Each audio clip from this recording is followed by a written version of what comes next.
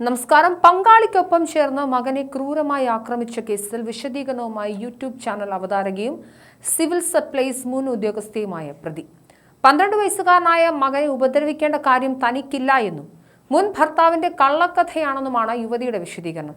വന്ന് കിടന്നുറങ്ങട എന്ന് പറഞ്ഞ് കൈയൊങ്ങിയപ്പോൾ ഉണ്ടായ പോറലിൽ കലാമിൻ ലോഷൻ തേച്ച മുൻ ഭർത്താവ് മെനഞ്ഞ കഥയാണ് പുറത്തു ഓടുന്നതെന്നും ഫേസ്ബുക്ക് കുറിപ്പിൽ പറയുന്നു. നവംബർ 15-നാണ് 12 വയസ്സുകാരനായ മകനെ മർദ്ദിച്ചെന്ന പരാതിയിൽ സിവിൽ സപ്ലൈസ് ജീവനക്കാരിയായിരുന്ന യുവതിയെ പോലീസ് അറസ്റ്റ് ചെയ്തത്. അമ്മ ആൺ സുഹൃത്തിനൊപ്പം കഴിയുന്നതിനെ എതിർത്തതോടെയാണ് 7-ാം ക്ലാസ്സുകാരനെ മർദ്ദിച്ചത് എന്നായിരുന്നു കേസ്. അമ്മയുടെ ആൺ സുഹൃത്ത് കഴുത്തിന് കുത്തിപ്പിടിച്ചുയർത്തിയ ശേഷം തന്നെ മർദ്ദിച്ചു എന്നാണ് 7-ാം ക്ലാസ്സുകാരൻ മൊഴി നൽകിയിരിക്കുന്നത്. 10 പേരെ നിരത്തിയിരുത്തി വാർത്താസമ്മേളനം നടത്തി നിരപരാധിത്വം തെളിയിക്കാൻ കഴിയുമെന്നും പക്ഷേ താനത് ചെയ്യുന്നില്ലെന്നും അവർ പറയുന്നു. കേസും പ്രശ്നങ്ങളും കാരണം ജോലി നഷ്ടമായെന്നും മകനോട് അല്പമെങ്കിലും ആത്മാർത്ഥതയുണ്ടെങ്കിൽ അതിന് ചെലവിന് നൽകണമെന്നും യുവതി ആവശ്യപ്പെടുന്നുണ്ട്. കേസെടുത്തതിനെ തുടർന്ന് സിവിൽ സപ്ലൈസ് വകുപ്പ് നടപടിയെടുത്തിരുന്നു. മകന്റെ വിദ്യാഭ്യാസ ചെലവിനായി പണം ആവശ്യപ്പെട്ടപ്പോൾ മുൻ ഭർത്താവ് നിഷേധിച്ചുവെന്നും ഇതോടെ കുട്ടിയുടെ സമ്മതത്തോടെ കഴിഞ്ഞ ഏപ്രിലിൽ താൻ കേസ് കൊടുത്തുവെന്നും നിലവിലെ സംഭവങ്ങൾ വൈരാഗ്യം തീർത്തതാണെന്നുമാണ് കുറിപ്പിൽ പറയുന്നത്. ചെലവിന് പണം നൽകാൻ കഴിയില്ലെങ്കിൽ ഇങ്ങനെ ചെയ്യേണ്ടിയിരുന്നില്ല എന്നും സർജറി കഴിഞ്ഞ് മെഡിക്കൽ ലീവിൽ വിശ്രമിക്കുമ്പോൾ കാമുകന്റെ കൂടെ കിടന്ന് കൊച്ചിനെ മാന്തേണ്ട കാര്യമില്ലെന്നും എഴുത്തിലുണ്ട്. എറണാകുളം പോലെയൊരു നഗരത്തിൽ പണം കൊടുത്താൽ പോയി എൻജോയ് ചെയ്യാൻ നിരവധി സ്ഥലങ്ങളുണ്ടെന്നും കൊച്ചിനെയും കൊണ്ടു നടന്ന് സെക്സ് ആസ്വദിക്കേണ്ട ഗതികേടില്ലെന്നും അവർ കുറിപ്പിൽ പറയുന്നു. 6 വർഷം മുൻപ് ബന്ധം പിരിഞ്ഞപ്പോൾ കുഞ്ഞിനെയും കൊണ്ട് തനിച്ചു ജീവിക്കാൻ ഇറങ്ങിത്തിരിച്ച സ്ത്രീയാണ് താൻ.